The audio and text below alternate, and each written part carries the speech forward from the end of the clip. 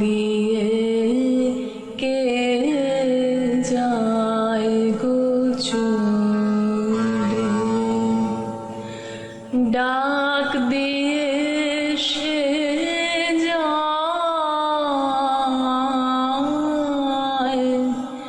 পথ দিয়ে কে যায় গো চলে।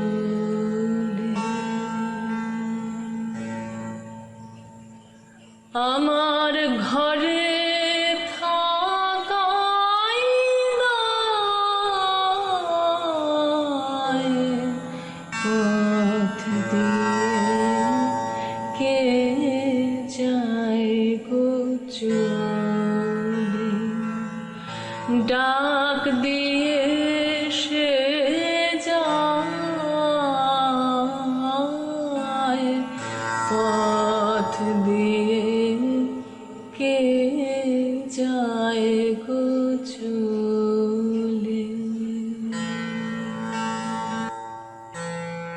এবার মনে হলো মানুষ অন্যায়ের আগুনে আপনার সমস্ত ভাবি কালটাকে পুড়িয়ে কালো করে দিয়েছে। সেখানে বসন্ত কোনো দিন এসে আর নতুন পাতা ধরাতে পারবে না। মানুষ অনেক দিন থেকে একখানি আসন তৈরি করেছে।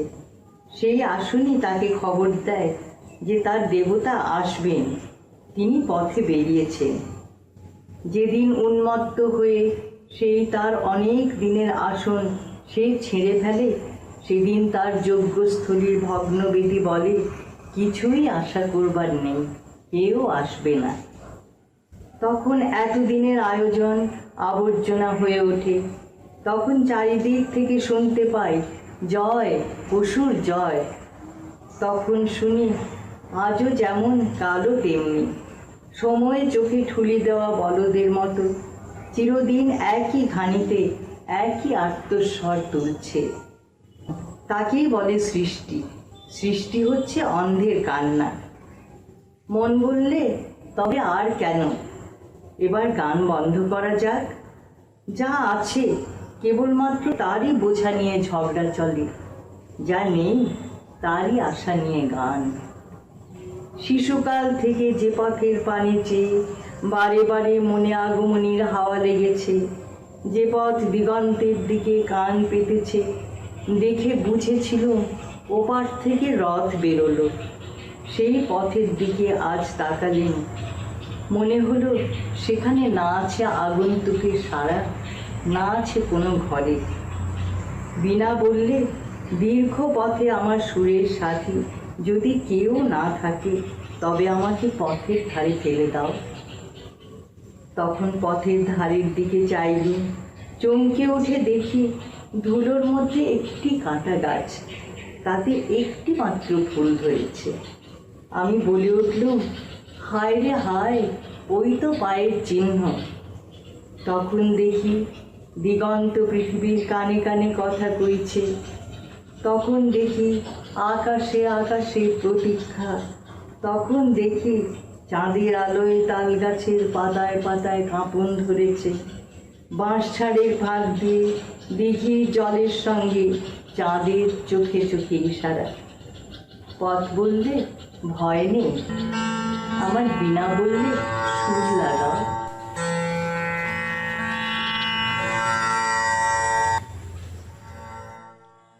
পথ দিয়ে কে যায় গো চলে, ডাক দিয়ে সে যায়, পথ দিয়ে কে যায় গো চলে। আমার ঘরে থাকাই নয়,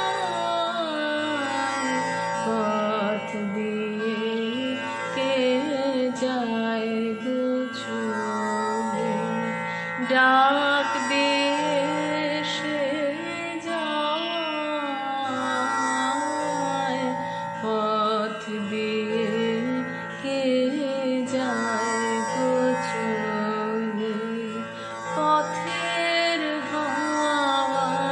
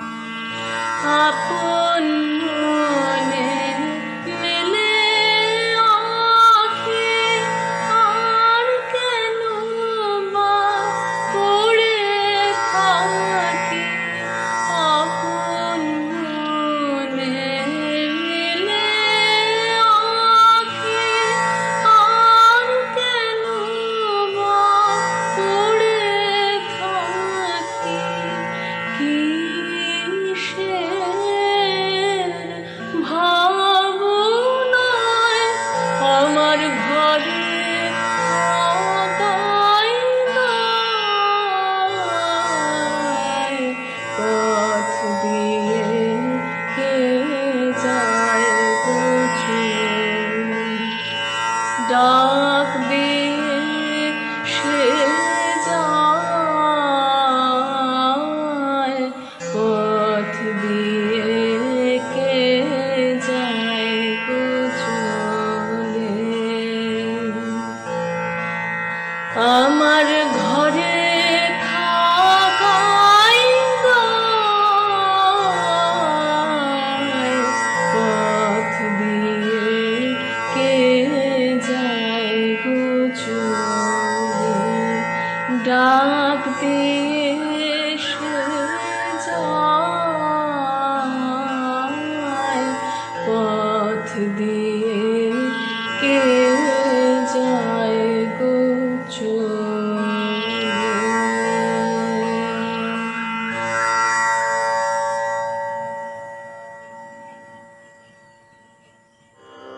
মাটির প্রদীপ খানি আছে মাটির ঘরের কোলে, সন্ধ্যা তারা তাকায় তারি আলো দেখবে বলে,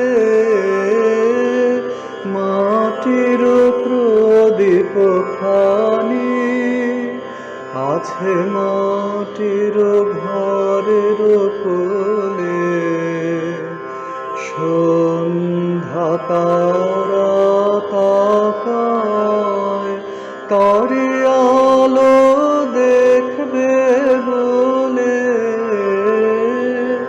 মাটির প্রদীপ খানি সেই আলোটি নিমেষ হাত প্রিয়ার চাওয়ার মতো, প্রিয়ার ব্যাকুল চাওয়ার মতো, সেই আলোটি নিমেষ হাত প্রিয়ার চাওয়ার মতো, প্রিয়ার ব্যাকুল চাওয়ার মতো, সেই আলোটি মায়ের প্রাণের ভয়ের মতো দোলে, মাটির প্রদীপ খানি আছে মাটির ঘরের কোলে, সন্ধ্যা তারা তাকায় তারি আলো দেখবে বলে, মাটির প্রদীপ খানি সেই আলোটি নেবে জলে, শ্যামল ধরার হৃদয় তলে, সেই আলোটি চপল হাওয়ায় ব্যথায় ব্যথায় কাঁপে পলে পলে, সেই আলোটি নেবে জলে, শ্যামল ধরার হৃদয় তলে, সেই আলোটি চপল হাওয়ায় ব্যথায় ব্যথায় কাঁপে পলে পলে, নামলো সন্ধ্যা তারার বাণী, আকাশ হতে আশিস আনি, নামলো সন্ধ্যা তারার বাণী, আকাশ হতে আশিস আনে, অমর শিখা আকুল হলো, মর্ত শিখায় উঠতে জ্বলে, মাটির প্রদীপ খানি আছে মাটির ঘরের কোলে। সন্ধ্যা তারা তাকায়, তারি আলো দেখবে বলে, মাটির প্রদীপ খানি। সুরগুলো, একদিন দৈত্যদের হাতে আমরা স্বর্গ হারিয়েছিলাম। তখন দেবে মানবে মিলে আমরা স্বর্গের জন্য লড়াই করেছি এবং স্বর্গকে উদ্ধার করেছি। কিন্তু এখন আমাদের বিপদ তার চেয়ে অনেক বেশি। সে কথা চিন্তা করে দেখবেন। মহেন্দ্র, আপনার কথা আমি ঠিক বুঝতে পারছি নে। স্বর্গের কি বিপদ আশঙ্কা করছেন? স্বর্গ নেই। নেই? সে কি কথা? তাহলে আমরা আছি কোথায়? আমরা আমাদের অভ্যাসের উপর আছি। স্বর্গ যে কখন ক্রমে ক্ষীণ হয়ে ছায়া হয়ে লুপ্ত হয়ে গেছে তা জানতেও পারিনি। কেন দেবরাজ? স্বর্গের সমস্ত সমারোহ, সমস্ত অনুষ্ঠানই তো চলছে। অনুষ্ঠান ও সমারোহ বেড়ে উঠেছে দিনশেষে সূর্যাস্তের সমারোহের মতো, তার পশ্চাতে অন্ধকার। তুমি তো জানো দেব সেনাপতি, স্বর্গ এত মিথ্যা হয়েছে যে সকল প্রকার বিপদের ভয় পর্যন্ত তার চলে গেছে। দৈত্যরা যে কত যুগ যুগান্ত তাকে আক্রমণ করেনি তা মনে পড়ে না। মাঝে মাঝে স্বর্গের যখন পরাভব হতো তখনও স্বর্গ ছিল, কিন্তু যখন থেকে আপনার কথা যেন কিছু কিছু বুঝতে পারছি। স্বপ্ন থেকে জাগবা মাত্রই যেমন বোঝা যায়, স্বপ্ন দেখছিলুম। ইন্দ্রের কথা শুনেই তেমনি মনে হচ্ছে একটা যেন মায়ার মধ্যে ছিলুম, কিন্তু তবু এখনো সম্পূর্ণ ঘোর ভাঙেনি। আমার কিরকম বোধ হচ্ছে বলবো? তৃণের মধ্যে স্বর আছে, সেই স্বরের ভার বহন করছি, সেই স্বরের দিকেই মন বদ্ধ আছে। ভাবছি সমস্তই ঠিক আছে। এমন সময় কে যেন বললে, একবার তোমার চারিদিকে তাকিয়ে দেখো। চেয়ে দেখি স্বর আছে, কিন্তু লক্ষ্য করবার কিছুই নেই। স্বর্গের লক্ষ্য চলে গেছে। কেন এমন হলো তার কারণ তো জানা যায়। যে মাটির থেকে রস টেনে স্বর্গ আপনার ফুল ফুটিয়েছিল, সেই মাটির সঙ্গে তার সম্বন্ধ ছিন্ন হয়ে গেছে। মাটি আপনি কাকে বলছেন? পৃথিবীকে। মনে তো আছে, একদিন মানুষ স্বর্গে এসে দেবতার কাছে যোগ দিয়েছে এবং দেবতা পৃথিবীতে নেমে মানুষের যুদ্ধে অস্ত্র ধরেছে। তখন স্বর্গ মর্ত উভয়েই সত্য হয়ে উঠেছিল, তাই সেই যুগকে সত্য যুগ বলতো। সেই পৃথিবীর সঙ্গে যোগ না থাকলে স্বর্গ আপনার অমৃতে আপনি কি বাঁচতে পারে? আর পৃথিবীও যে যায় দেবরাজ। মানুষ এমনি মাটির সঙ্গে মিশে যে সে আপনার সৌর্যকে আর বিশ্বাস করে না। কেবল বস্তুর উপরেই তার ভরসা। বস্তু নিয়ে মারামারি কাটাকাটি পড়ে গেছে। স্বর্গের টান যে ছিন্ন হয়েছে, তাই আত্মা বস্তু ভেদ করে আলোকের দিকে উঠতে পারছে না।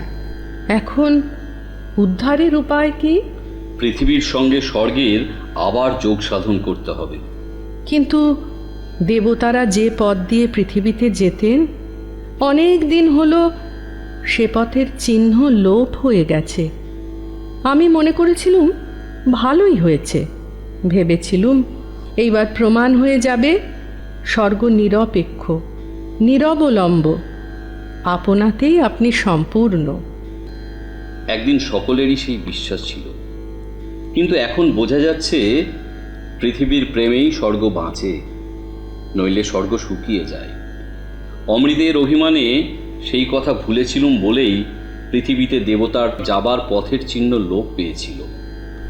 দৈত্যদের পরাভবের পর থেকে আমরা 8 ঘাট বেঁধে স্বর্গকে সুরক্ষিত করে তুলেছি। তারপর থেকে স্বর্গের ঐশ্বর্য স্বর্গের মধ্যেই জমে আসছে। বাহিরে তার আর প্রয়োগ নেই, তার আর ক্ষয় নেই। যুগ যুগ হতে অব্যাঘাতে তার এতই উন্নতি হয়ে এসেছে যে বাহিরের অন্য সমস্ত কিছু থেকে স্বর্গ বহু দূরে চলে গেছে। স্বর্গ তাই আজ একলা। উন্নতি হোক আর দুর্গতি হোক, যাতেই চারদিকের সঙ্গে বিচ্ছেদ আনে তাতেই ব্যর্থতা আনে। ক্ষুদ্র থেকে বৃহৎ যখন সুদূরে চলে যায়, তখন তার মহত্ব নিরর্থক হয়ে আপনাকে আপনি ভারগ্রস্ত করে তোলে।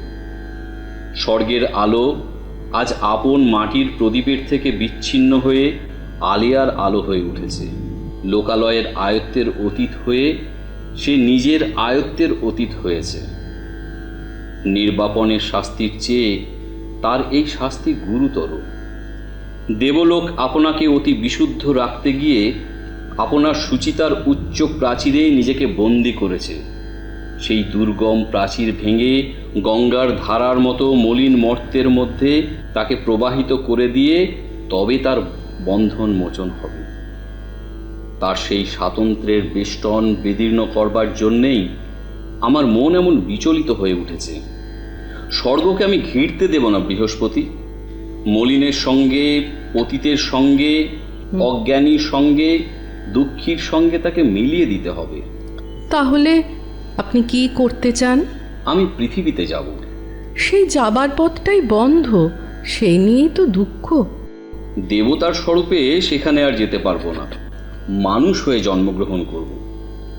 নক্ষত্র যেমন খসে পড়ে, তার আকাশের আলো আকাশে নিভিয়ে দিয়ে মাটি হয়ে মাটিকে আলিঙ্গন করে, আমি তেমনি করেই পৃথিবীতে যাব। আপনার জন্মাবার উপযুক্ত বংশ পৃথিবীতে এখন কোথায়? বৈশ্য এখন রাজা, ক্ষত্রিয় এখন বৈশ্যের সেবায় লড়াই করছে, ব্রাহ্মণ এখন বৈশ্যের দাস। কোথায় জন্মাবো সে তো আমার ইচ্ছার উপরে নাই। যেখানে আমাকে আকর্ষণ করে নেবে সেখানেই আমার স্থান হবে। আপনি যে ইন্দ্র, সেই স্মৃতি কেমন করে? সেই স্মৃতি লোপ করে দিয়ে তবেই আমি মর্তবাসী হয়ে মর্তের সাধনা করতে পারব। এতদিন পৃথিবীর অস্তিত্ব ভুলেই ছিলুম। আজ আপনার কথায় হঠাৎ মন ব্যাকুল হয়ে উঠল। সেই তন্নি শ্যামা ধরণী সূর্যোদয় সূর্যাস্তের পথ ধরে স্বর্গের দিকে কি উৎসুক দৃষ্টিতেই তাকিয়ে আছে। সেই ভীরুর ভয় ভাঙিয়ে দিতে কি আনন্দ! সেই ব্যথিতার মনে আশার সঞ্চার করতে কি গৌরব! সেই চন্দ্রকান্ত মণি কিরিটিনী নীলাম্বরী সুন্দরী কেমন করে ভুলে গিয়েছে যে সে রানী। তাকে আবার মনে করিয়ে দিতে হবে যে সে দেবতার সাধনার ধন, সে স্বর্গের চিরদয়িতা। আমি সেখানে গিয়ে তার দক্ষিণ সমীরণে এই কথাটি রেখে আসতে চাই যে তারই বিরহে স্বর্গের অমৃতে স্বাদ চলে গেছে এবং নন্দনের পারিজাত ম্লান। তাকে বেষ্টন করে ধরে যে সমুদ্র রয়েছে সেই তো স্বর্গের অশ্রু।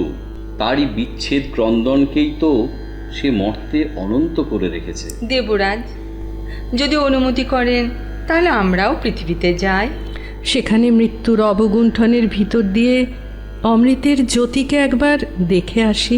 বৈকুণ্ঠের লক্ষ্মী তার মাটির ঘরটিতে যে নিত্য নূতন লীলা বিস্তার করেছেন, আমরা তার রস থেকে কেন বঞ্চিত হব? আমি যে বুঝতে পারছি আমাকে পৃথিবীর দরকার আছে।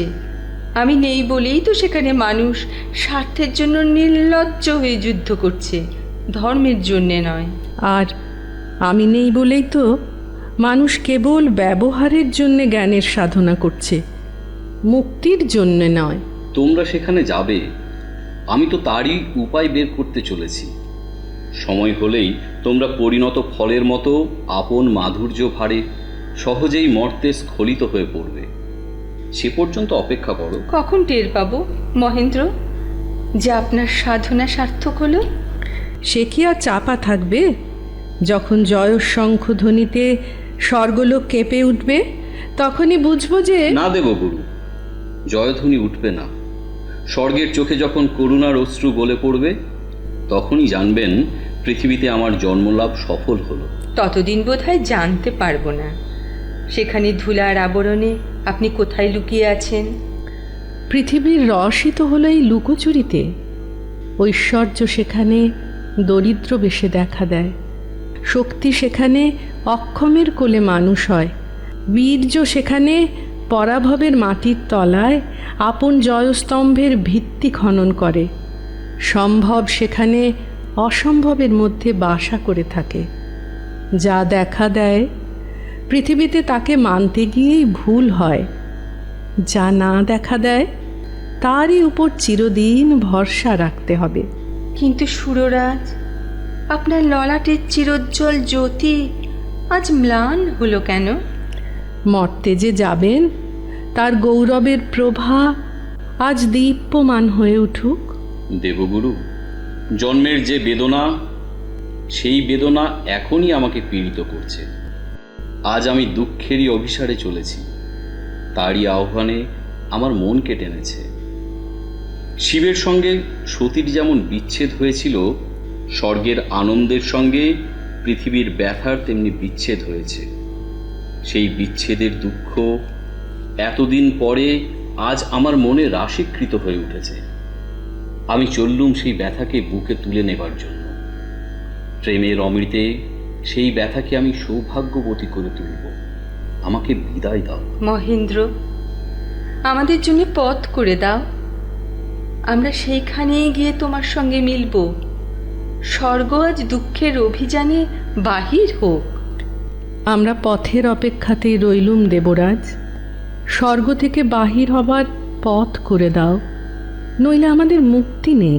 বাহির করো দেবরাজ, স্বর্গের বন্ধন থেকে আমাদের বাহির করো।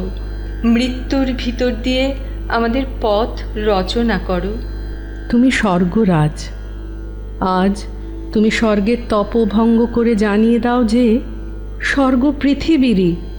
যারা স্বর্গ কামনায় পৃথিবীকে ত্যাগ করবার সাধনা করেছে চিরদিন, তুমি তাদের পৃথিবীতে ফিরিয়ে দেবার চেষ্টা করেছ। আজ স্বয়ং স্বর্গকে সেই পথে নিয়ে যেতে হবে। সেই বাধার ভিতর দিয়ে মুক্তিতে যাবার পথ। যে মুক্তি আপন আনন্দে চিরদিনই বাধার সঙ্গে সংগ্রাম করে। যারা বিহান বেলায় গান এনেছিল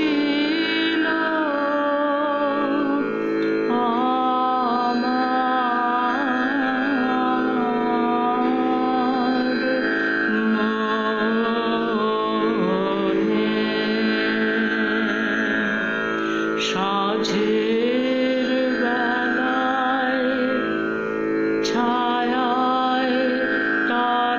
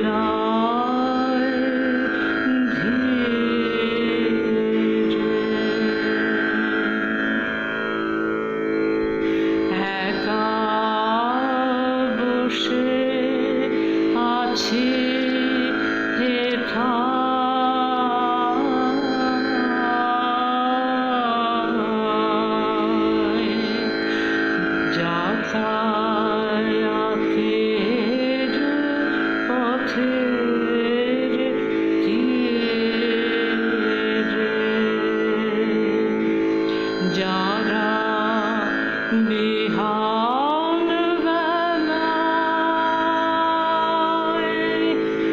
গান এনেছিল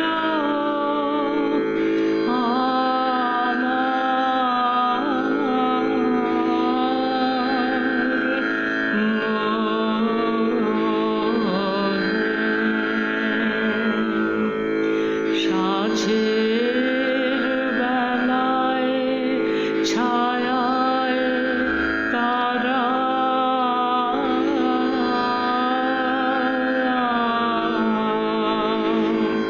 মিলায়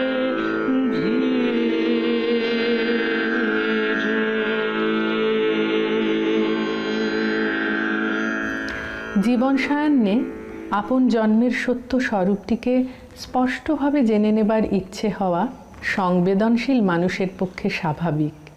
তার দরুন দৃষ্টির যে কোনো বাধা দূর করবার জন্যেও ব্যাকুলতা জাগতে পারে। এ প্রসঙ্গে রবীন্দ্রনাথের শেষ জীবনের একটি ঘটনার দিকে নিতান্ত কাকতালীয় যোগসূত্রেই নজর পড়ে। এই সময়েই ব্লাইন্ড রিলিফ ক্যাম্প প্রতিষ্ঠা উপলক্ষে রবীন্দ্রনাথকে কিছু লিখে দিতে হয়েছিল। সেই লেখার প্রথম দুটি ছত্রে বলা হয়েছিল, আলোকের পথে প্রভু দাও দ্বার খুলে, আলোক পিয়াসী যারা আছে আঁখি তুলে। আসলে কেবল অন্ধজনের জন্যেই কি এই প্রার্থনা প্রাসঙ্গিক? রবীন্দ্র কাব্যে তো আলোর দুয়ার খুলে দেবার প্রার্থনা আদ্যন্ত অবিরল। চোখের আলোর জন্যেও শেষ জীবনে কবির কাতরতা জেগেছিল। অজস্র দিনের আলো জানি একদিন দুচক্ষুরে দিয়েছিলে ঋণ, ফিরায়ে নেবার দাবি জানায়েছ আজ তুমি মহারাজ। শোধ করে দিতে হবে জানি, তবু কেন সন্ধ্যা দ্বীপে ফেলো ছায়াখানি। পরিণত বয়সে যে প্রেয়সীকে চিত্ররেখা ডোরে বেঁধেছিলেন, সেই কলালক্ষ্মীর সেবার জন্যেও চোখের আলোর আরতি জাগা স্বাভাবিক। তবে রোগশয্যায় কাব্য থেকে অংশত সংকলিত ওই কবিতাটি রচনার সময় ছবি আঁকা কেন, স্বহস্তে কবিতা লিখবার শক্তিও তিনি হারাতে বসেছেন। তবু ছবি দেখবার আকাঙ্ক্ষা তখনও বেঁচে রয়েছে, কবিতায় আছে তার পরিচয়। সে ছাড়াও মন আছে, আছে বুদ্ধি, অহংকার আর চিত্ত, অন্তরেন্দ্রিয়ের এই সব জাগ্রত অঙ্গ। অন্তরে আজ দেখব যখন আলোক নাহিরে। চোখের আলো এবং অন্তরের আলো দুই কবি ব্যাকুলভাবে চাইলেন তার শেষ বয়সে। আর পাঁচটি জ্ঞানেন্দ্রিয়ের ভিতরে প্রধান যদি বলি দর্শনেন্দ্রিয়কে, তবে এর জন্য কবির আকুতি হবার কথা সর্বাধিক। দেখবার বাসনা এতটাই সত্য যে আপন জীবন সত্যকেও আপনা থেকে বিচ্ছিন্ন করে চোখের সম্মুখে রেখে দেখতে চেয়েছেন তিনি। এর কতটুকু জ্ঞানেন্দ্রিয়ের দেখবার বিষয়, কতটুকুই বা অন্তরেন্দ্রিয়ের? সে যাই হোক, এ কথা স্পষ্ট যে কবির মনে দর্শনের আকাঙ্ক্ষা দুর্মর, ছবির মতো করে দেখতে চান সব কিছু। রোগশয্যায় অসুস্থ অবস্থার আচ্ছন্নতা থেকে মুক্তির আগ্রহে আলোকের আবাহন আন্তর্তাগিদেই একাগ্র। চেতনার আচ্ছন্নতাকে দুহাতে ঠেলে সরিয়ে দেখতে চান সেই জীবন সত্যকে, জীবনের সেই পূর্ণ রূপকে, যে রূপে সৃষ্টির পথ জুড়ে থাকা ছলনাজালি শেষ কথা নয়। মানুষের জয় সেইখানে। মৃত্যু নয় জীবন, ছলনা নয় প্রেমই তার বল, অহংকারের সম্বল। চেতনায় প্রতিফলিত ক্ষীণ আলোক রশ্মির সম্পাত তাঁর চিত্তে বিপুল আশ্বাস বয়ে আনে। সে দেয় জানায়ে এই ঘন আবরণ উঠে গেলে অবিচ্ছেদে দেখা দিবে দেশহীন কালহীন আদি জ্যোতি, শাশ্বত প্রকাশ পাড়াবার। সূর্য যেথা করে সন্ধ্যা স্নান, যেথায় নক্ষত্র যত মহাকায় বুদ্বুদের মতো উঠিতেছে ফুটিতেছে, সেথায় নিশান্তে যাত্রী আমি চৈতন্য সাগর তীর্থপথে। রোগশয্যায় কাব্যের 20 সংখ্যক কবিতায় আদিজ্যোতি, শাশ্বত প্রকাশ পারাবার, চৈতন্য সাগর তীর্থপথ ইত্যাদি ভারী শব্দ উপলব্ধির প্রগাঢ়তার সন্তাপ সেভাবে সঞ্চার করে না আমাদের বোধে। কিন্তু ওই বিশ্বাসটিকেই ছবির মতো স্পষ্ট হয়ে উঠবার জন্যে সহজ ভাষায় মৃদু উচ্চারণে আবেদন জানিয়ে জীবন স্পন্দিত করেন কবি 27 সংখ্যক খুলে দাও দ্বার কবিতায়। খুলে দাও দ্বার, নীলাকাশ করো অবারিত, কৌতূহলী পুষ্পগন্ধ কক্ষে মোর করুক প্রবেশ, প্রথম রৌদ্রের আলো সর্বদেহে হোক সঞ্চারিত শিরায় শিরায়। আমি বেঁচে আছি তারই অভিনন্দনের বাণী মর্মরিত পল্লবে পল্লবে আমারে শুনিতে দাও। এ প্রভাত আপনার উত্তরে ঢেকে দিক মোর মন, যেমন সে ঢেকে দেয় নবশস্প শ্যামল প্রান্তর। ভালোবাসা যা পেয়েছি আমার জীবনে, তাহারই নিঃশব্দ ভাষা শুনিয়েই আকাশে বাতাসে। তারই পুণ্য অভিষেকে করি আজ স্নান, সমস্ত জন্মের সত্য একখানি রত্নহার রূপে দেখিয়েই নীলিমার বুকে। শান্তিনিকেতন, 28শে নভেম্বর 1940, 12ই অগ্রহায়ণ 47। রোগশয্যায় কাব্যের ভূমিকায় রোগদুর্বল কবি এই গ্রন্থের কবিতাগুলিকে অপটু লেখনীর প্রথম শিথিল ছন্দমালা বলেছিলেন। কিন্তু কবিতার কালানুক্রম লক্ষ্য করলে দেখা যায় ক্রমিক নিরাময় তার ভাবনাগুলিকে ক্রমান্বয়ে স্বচ্ছ করে তুলেছে। সৃষ্টির ছলনার কথা কবির জীবনের শেষ কবিতায় স্পষ্ট উচ্চারিত হয়েছিল বটে, কিন্তু সে বোধ নিশ্চয়ই হঠাৎ জাগেনি, বরং আজীবন সংগৃহীত অভিজ্ঞতা রোগশয্যায়, আরোগ্য, জন্মদিনে শেষ রেখার কবিতাগুলির ভিতর দিয়ে কোনো এক সিদ্ধান্তে স্পষ্টতায় কবিকে এগিয়ে নিয়ে চলেছিল। এই যাত্রায় খুলে দাও দ্বার তার পৌনঃপুনিক অনুরোধ। খোলা দুয়ার দিয়ে কেবল চোখে দেখা নয়, প্রকৃতির সঙ্গে সর্বাত্মক যোগ, দৃশ্যে, গন্ধে, স্পর্শে, শ্রুতিতে। তারই ভিতর দিয়ে অন্তরেন্দ্রিয়ের সম্মুখে জীবন সত্যের চরম বিকাশ। দ্বার উদ্ঘাটনের বা যবনিকা মোচনের অনুরোধ কেবল সবশেষের কাব্যকটিতেই ধ্বনিত হয়েছে তা নয়, সকলেই জানেন। জ্যোৎস্নারাত্রে কবিতাতেও খোলোদ্বার খোলোদ্বার আবেগকম্পিত প্রার্থনা শোনা গিয়েছিল। সুরদাসের জবানিতে কবি কিছু আত্মকথা লিখেছেন অনেক আগেই। আকাশের আলিঙ্গন, ফুলের সান্নিধ্য আর সর্বশরীরে প্রবিষ্ট জ্যোৎস্না প্রবাহে জেগে ওঠা যৌবন বেদনার বিহ্বলতা দিনে দিনে কবিকে রহস্যের অন্তরাল অপসারণের দুর্নিবার আবেগ প্রকাশে মুখর করেছে তখন। কিন্তু জীবন উপান্তে এসে খুলে দাও দ্বার উচ্চারণ সহজ অনুজ্ঞার মতো প্রশান্ত। যৌবনের আবেগ স্তিমিত এখানে। রাত্রি প্রভাত হলে অসুস্থজনের ঘরের দ্বার খুলে দেবার অনুরোধ সাধারণ বাস্তবসম্মত।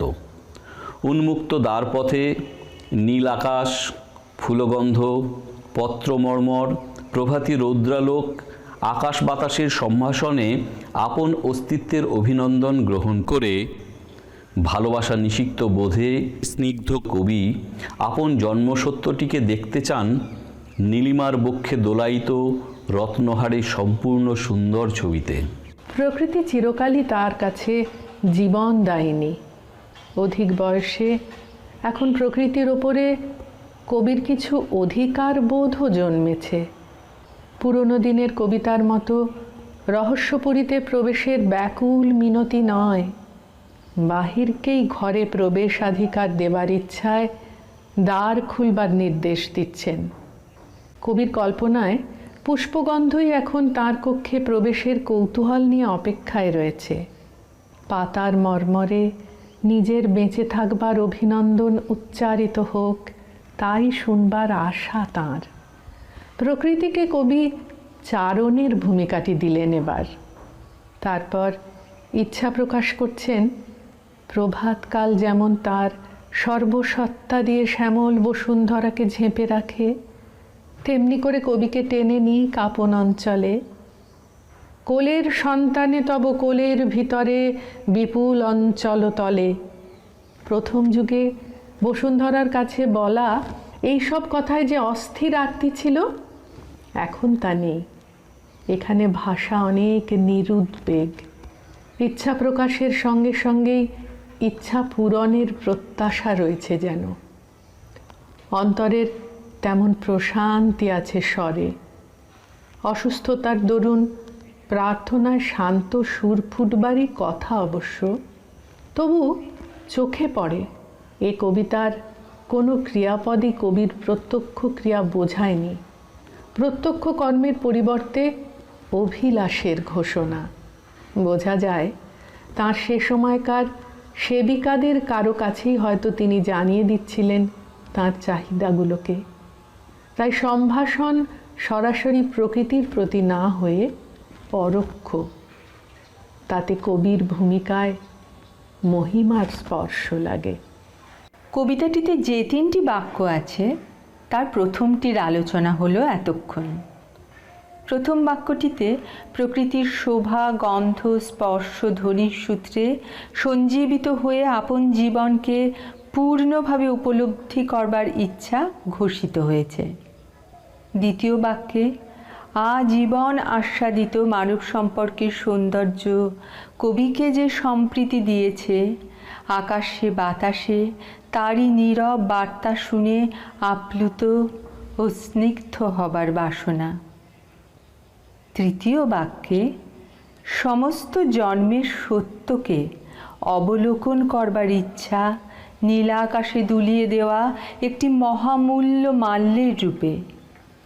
সব মিলিয়ে আপন সত্তাকে প্রকৃতি পরিবেশের সঙ্গে একাত্ম করে জীবন পাত্রে সঞ্চিত ভালোবাসার স্মৃতির অভিষেকে স্নিগ্ধ হয়ে সমগ্র জীবনের স্বরূপটিকে সংহত রূপে প্রত্যক্ষ করতে চান আকাশের উদার পটে। আরোগ্যের পথে যখন পেলেম সদ্য প্রসন্ন প্রাণের নিমন্ত্রণ, দান করিল সে মোরে নূতন চোখের বিশ্ব দেখা। প্রভাত আলোয় মগ্ন ওই নীলাকাশ, পুরাতন তপস্বীর ধ্যানের আসন, কল্প আরম্ভের অন্তহীন প্রথম মুহূর্তখানি প্রকাশ করিল মোর কাছে।